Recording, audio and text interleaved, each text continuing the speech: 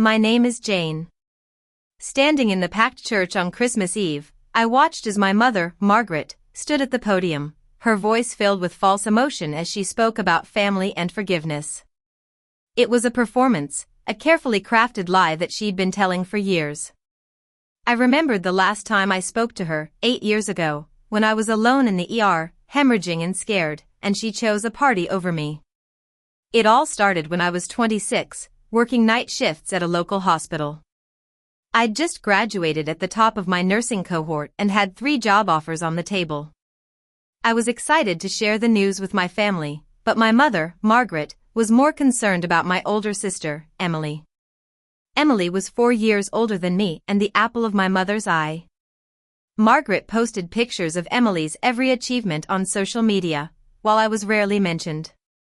My father, Henry, was a quiet man. He worked as an accountant and spent most of his free time in the garage, listening to baseball games on the radio. At the dinner table, when my mother talked over me, he'd look at me with a silent apology in his eyes, but he never said a word. I used to think that being quiet meant being strong, that if I just worked hard enough, they'd finally see me. But I was wrong. That fall, I found out I was pregnant. The father had left me a few weeks earlier, leaving me alone and scared. But I was determined to keep the baby. I called my mother to tell her the news, but instead of support, I got silence. She was more worried about Emily's upcoming wedding and didn't want anything to overshadow it.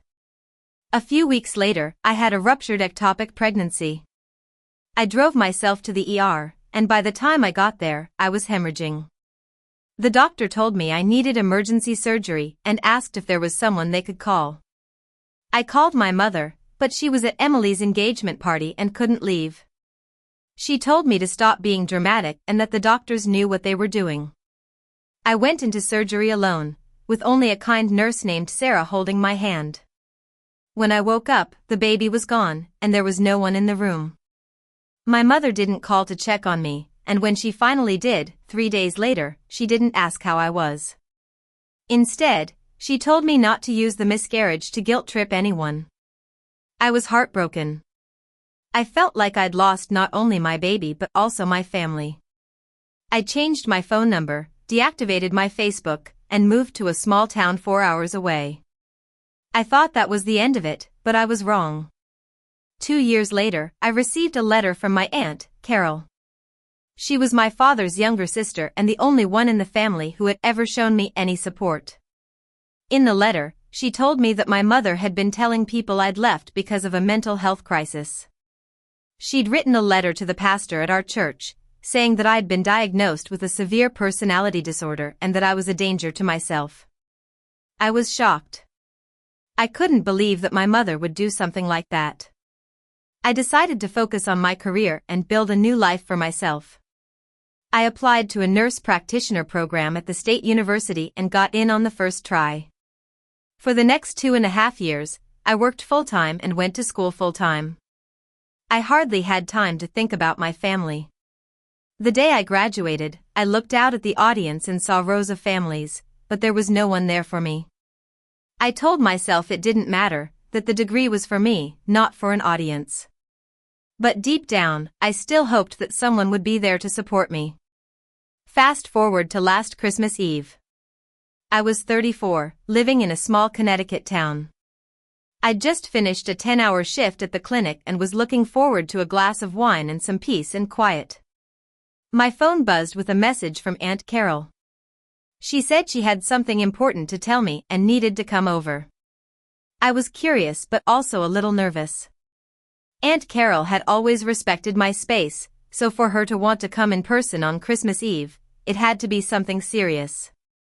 When the doorbell rang, I opened the door, expecting to see Aunt Carol, but instead, I saw a little girl standing there. She had dark blonde hair and big brown eyes, and she was holding a book against her chest. "Are you Aunt Jane?" she asked. I was stunned. No one had called me aunt in 8 years. I couldn't speak. She held out the book and said, "Grandpa said to give this to you. He said you'd know what it means." I took the book from her hands. It was heavy, leather-bound, and had my father's handwriting on the cover, "For Jane, everything." Behind the girl, Aunt Carol stepped out of the car. She looked older and more tired than I remembered. "Her name is Lily," Aunt Carol said. "She's Emily's daughter, your niece." I was in shock. I had a niece, and I didn't even know it. Aunt Carol told me that my father was in the hospital, and he'd asked her to bring Lily and the album to me. I invited them inside and sat on the floor, opening the album. The first page was a blurry photo of my graduation. I looked closer and realized that it had been taken from the back row of the auditorium. My father had been there. I turned the page and saw a photo of me outside the clinic, laughing with my coworker. There was a bank transfer receipt for $200, sent monthly for 48 months, from Aunt Carol's account, but with a note in my father's hand saying, "From Dad."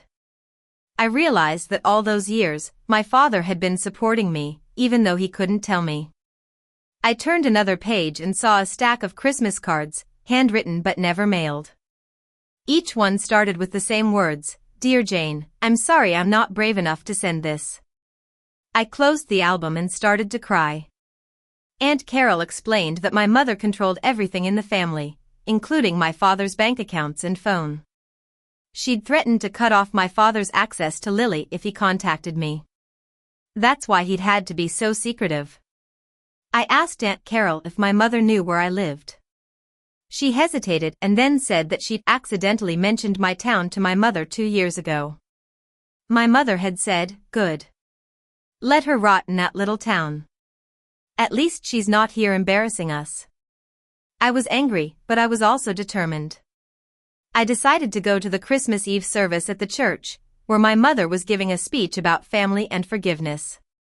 I wanted to confront her and set the record straight. I drove to the church and sat in the back row. When my mother took the podium, she started her speech, talking about how she'd always kept the door open for me and how she'd never stopped praying for me to come home. I listened in silence, my anger boiling inside me. When she finished, she saw me sitting in the back row. Her smile froze, and for a moment, I saw the real her, the woman who had abandoned me when I needed her most. But then the mask slid back on, and she walked towards me, arms open wide, tears streaming down her face. "Jane, my baby, you're home," she said. I stood up and faced her. "Hello, Mom," I said. She tried to hug me, but I stepped back. "I didn't come here for a reunion, Mom.